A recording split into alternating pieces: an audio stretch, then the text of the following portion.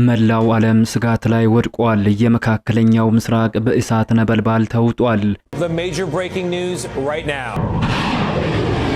The United States at war tonight. The US and Israel have attacked Iran.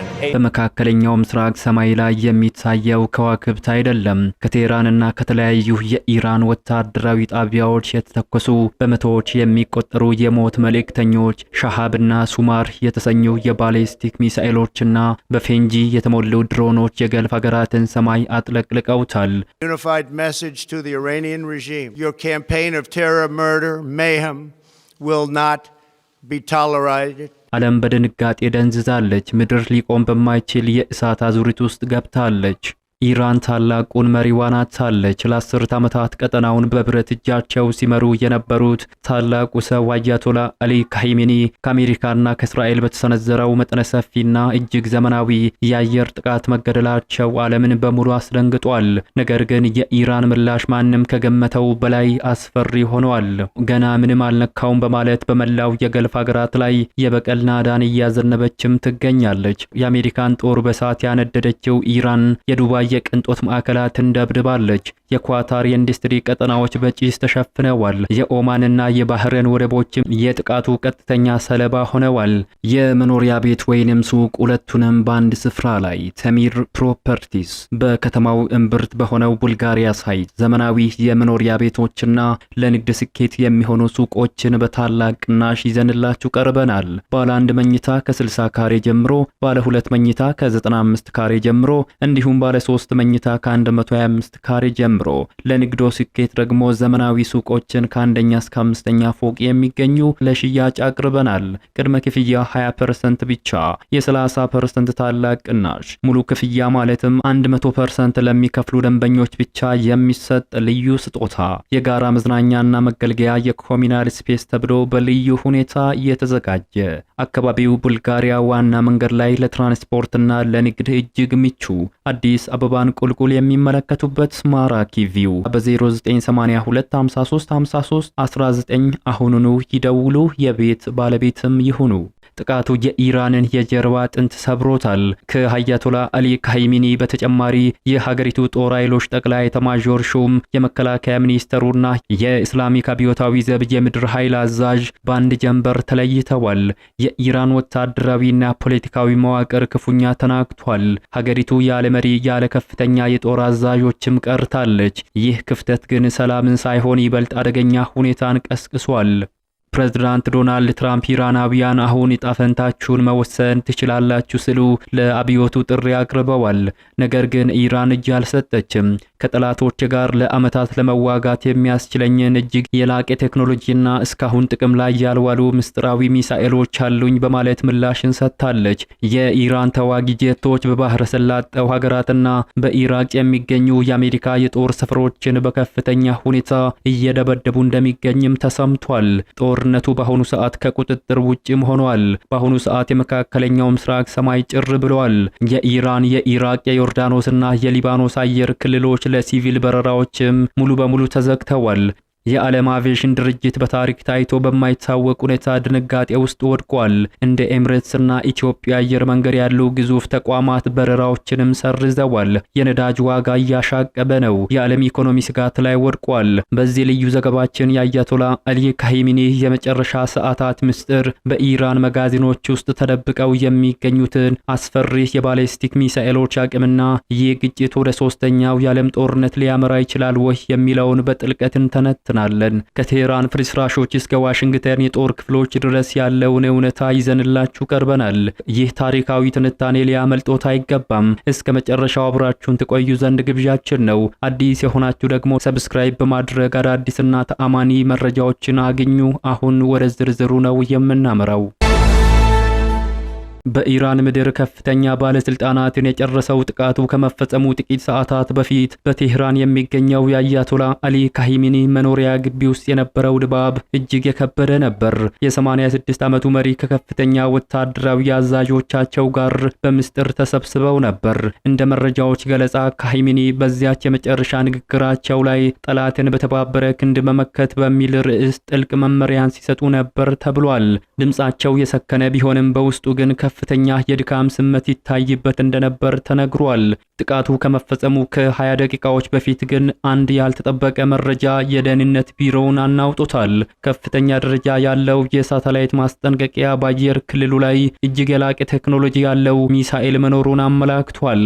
አያቶላ አሊ ካሂሚኒ ይህንን መረጃ ተቀብለው ወደ ጥልቁ መጠለያ ወይንም ቡንከር ውስጥ ለመግባት ቢሞክሩም ጊዜው ግን አልፏል። አሜሪካና እስራኤል በሰነዘሩት መጠነ ሰፊ የአየር ጥቃት አያቶላ አሊ ካሂሚኒን ጨምሮ ከፍተኛ የአገሪቱ የጦር መኮንኖች መገደላቸውን የኢራን ይፋዊ የዜና ወኪል ኢርና ዘግቧል። ይህ ጥቃት የኢራንን ወታደራዊና ፖለቲካዊ መዋቅርን ክፉኛ ያናጋ ሲሆን ሀገሪቱን ያለ መሪና ያለ ከፍተኛ ወታደራዊ አዛዥ አስቀርቶታል። የኢራን ጦር ኃይሎች ጠቅላይ ኤታማዦር ሹም ሜጀር ጀነራል አብዱል ረሂም ሙሳቪ፣ የመከላከያ ሚኒስተሩ አዚዝ ናስራዲ እናም የካሂሚኒ ከፍተኛ የደህንነት አማካሪ አሊ ካሂሚኒ መሞታቸው ተረጋግጧል። ይህ የማይታወቅ የከፍተኛ አመራሮች መርገፍ ኢራንን ለዘመናት ገጥሟት የማያውቅ የመሪነት ክፍተት ውስጥ ከቷታል። ታላቁ መሪዋን ያጣችው ኢራን ግን ዝም አላለችም። ይልቁንም ዓለምን ያስደነገጠ የበቀል እርምጃን ጀምራለች። ምድሪቱ በእሳት እየነደደች ትገኛለች። የዱባይ አየር ማረፊያና አልቡሪጂ ሆቴል በኢራን ተደብድበው ከባድ ጉዳት ደርሶባቸዋል። የኳታር ዋና ከተማ ዶሃና የባህሬን ዋና ከተማ ማናምም የጥቃቱ ሰለባ ሆነዋል። የተባበሩት አረብ ኤምሬቶች ባለስልጣናት ከቴህራን የተወነጨፉ 137 ሚሳኤሎችና 209 ሰው አልባ አውሮፕላኖችን ማክሸፋቸውን ቢገልጹም ጥቃቱ አሁንም ግን ቀጥሎባቸዋል። የአያቶላ አሊ ካሂሚኒና የከፍተኛ ወታደራዊ መኮንኖች መገደል የኢራንን የ35 ዓመታት የፖለቲካና የወታደራዊ መዋቅርን በአንድ ጀንበር አፈራርሶታል።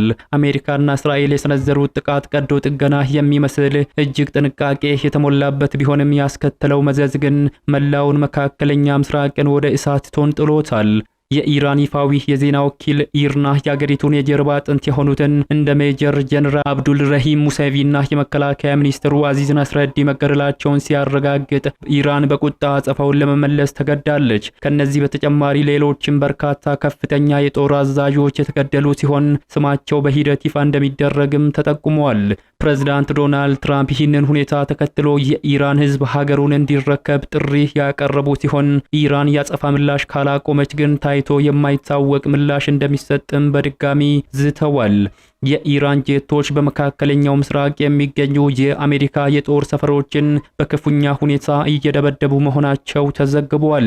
የኢራን አየር ኃይል አብራሪዎች በባህረ ሰላጤው ሀገራትና በኢራቅ ኩርዲስታን ግዛት የሚገኙ የአሜሪካ የጦር ሰፈሮች ላይ በተሳካ ሁኔታ ድብደባ መፈጸማቸውን የአገሪቱ መንግስት የዜና ወኪል ዘግቧል። የኢራን ጦር ጄቶች አብራሪዎች በጦር ሰፈሮች ላይ የተሳካ ጥቃት የፈጸሙት በተለያዩ ምዕራፎች እንደሆነም ገልጸዋል። ሁሉም በቀጠናው የሚገኙ የጠላት ወታደራዊ ማዕከላት በአየር ኃይሉ ተዋጊ ጄቶች የመድረስ አቅም ስር እንደሚገኝም አመላክቷል። በተያያዘ ዜና ኢራን በባህረ ሰላጤው በሚገኙ የአሜሪካ አጋር ሀገራት ላይ የፈጸመችውን ጥቃት ተከትሎ በከተሞች ጭስና እሳት ታይቷል። ይህንን ሁኔታ የሚያሳይ ምስሎችም በየማህበራዊ ሚዲያው እንደ ጉድ ተለቋል። ትላንት ሌሊትና ዛሬ ጠዋት የተነሱ እነዚህ ምስሎች በባህሬን ዋና ከተማ ማናማና በተባበሩት አረብ ኤምሬቶች ጀበል አሊ ወደብ የተከሰተውን እሳት ያሳያል። በመካከለኛው ምስራቅ የሚገኙ የአሜሪካ የጦር ሰፈሮች ኢላማ እያደረገች ያለችው ኢራን በባህረ ሰላጤው ሀገራት የምትፈጽመውን ጥቃት በድጋሚ ጀምራለች ነው የተባለው። የኳታር የሀገር ውስጥ ደህንነት ሚኒስቴር እንዲከሽፍ በተደረገው ሚሳኤል ስብርባሪ ምክንያት በከተማዋ በሚገኙ የኢንዱስትሪ ዞን ውስጥ የተከሰተውን መጠነ ሰፊ የእሳት አደጋን ለመቆጣጠር እየሰራ መሆኑን አመላክቷል። የኳታር ባለስልጣናት ሌሊት ላይ በሰጡት ጋዜጣዊ መግለጫ ኢራን ትናንት ብቻ 67 ሚሳኤሎችንና 12 ድሮኖችን ማስወንጨፏን ተናግረዋል። አብዛኞቹ ተወንጫፊዎች እንዲከሽፉ ቢደረጉም ጉዳት ያደረሱ መኖራቸው ተገልጿል። በወደቁ ስብርባሪዎች ምክንያት 8 ሰዎች እንደተጎዱ አክለዋል። በተጨማሪም ዛሬ ጠዋት በዱባይና በባህሬን ዋና ከተማ ማናማ ፍንዳታዎችም ተሰምቷል። በኦማን የንግድ ወደብ ላይ የድሮን ጥቃት እንደተፈጸመም የአገሪቱ መንግስት የዜና ወኪል ዘግቧል። አሜሪካና ኢራንን ለማስታረቅ ሲደረግ በነበረው ድርድር ለዓመታት ቁልፍ አሸማጋይ የነበረችው ኦማን እስካሁን ድረስ ከኢራን ጥቃት ተርፋ ነበር። ኳታርና ሌሎች የተወሰኑ የአረብ ሀገራት የኢራንን ጥቃት በጽኑ አውግዘዋል። ለተፈጸመባቸው ጥቃት ምላሽ የመስጠት መብት እንዳላቸውም ገልጸዋል።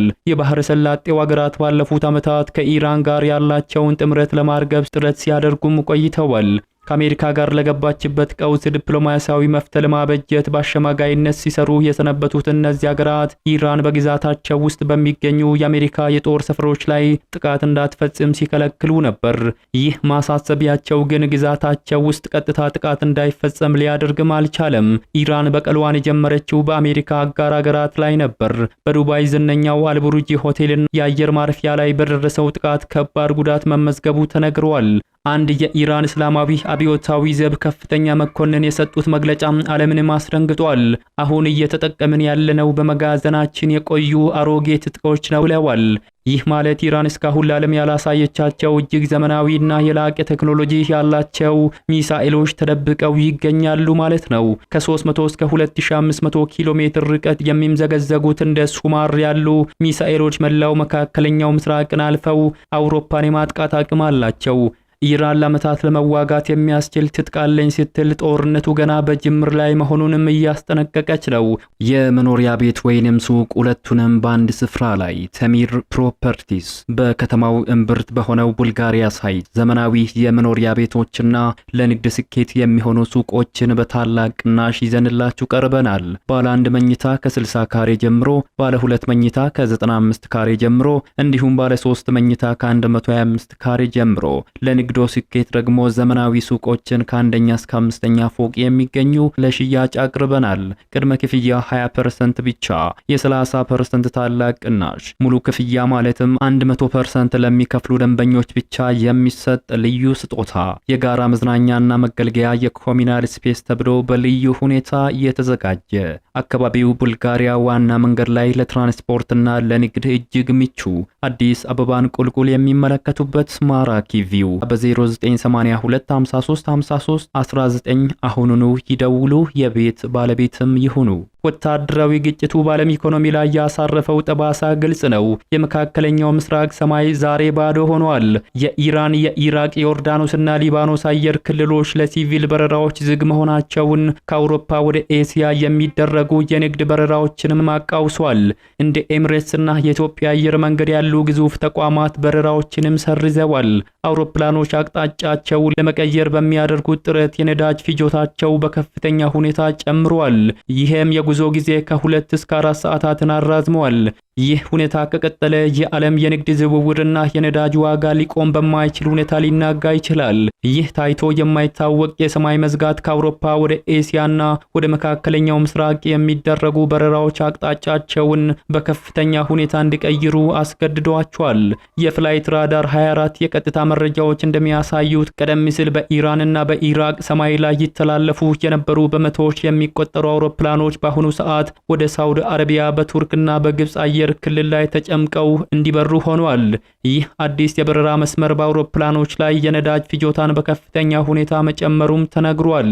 በአካባቢው ያለው ወታደራዊ ግጭት እስካልበረደ ድረስ እነዚህ ቁልፍ የአየር መስመሮች ዝግ ሆነው እንደሚቆዩ የሚጠበቅ ሲሆን ሁኔታው በየሰዓቱ እየተገመገመ ተጨማሪ መረጃዎች እንደሚሰጥም ከየሀገራቱ ሲቪል አቪዬሽን ባለስልጣናት የተገኘው መረጃ ያመለክታል። ፕሬዝዳንት ዶናልድ ትራምፕ ይህንን አጋጣሚ በመጠቀም የኢራንን ሕዝብ ሀገሩን እንዲረከብና እጣ ፈንታውን እንዲወስንም ጥሪ አቅርበዋል። ነገር ግን ይህ ጥሪ በቴህራን አደባባዮች ላይ ምን አይነት ምላሽ ይኖረው ይሆን? የኢራን ከፍተኛ አመራሮች መገደል ሕዝቡን ለአብዮት ያነሳሰዋል ወይንስ የውጭ ወራሪን ለመመከት በአንድነት ያቆመዋል? ትራምፕ ኢራን ያጸፋ ጥቃት የማታቆም ከሆነ ታይቶ የማይታወቅ ምላሽ እንሰጣለን በማለትም ዳግም ዝተዋል። ይህ የጥፋት ፉክክር መላውን ቀጠና ወደ ማይመለስ ጥፋት እያመራ ይገኛል። በመጨረሻም ይህ ጥቃት የገልፍ ሀገራትን የዓመታት የዲፕሎማሲ ጥረት አክስሞታል። ኳታር፣ ኩዌትና ሳውዲ አረቢያ ለዓመታት በአሜሪካና በኢራን መካከል አሸማጋይ ለመሆን ቢጥሩም ዛሬ ግን የኢራን ሚሳኤሎች ኢላማ ሆነዋል። የገልፍ ወንድማማችነት ተንዷል። ኢራን በ7 የአሜሪካ ወዳጅ ሀገራት ላይ የከፈተችው የሚሳኤል ናዳ በቀጠናው አዲስ የኃይል አስተላለፍ መፍጠሩን ያሳያል። ዓለም ዛሬ የቆመው በ3ኛው የዓለም ጦርነት ደጃፍ ላይ ነው ቢባል ማጋነን አይሆንም።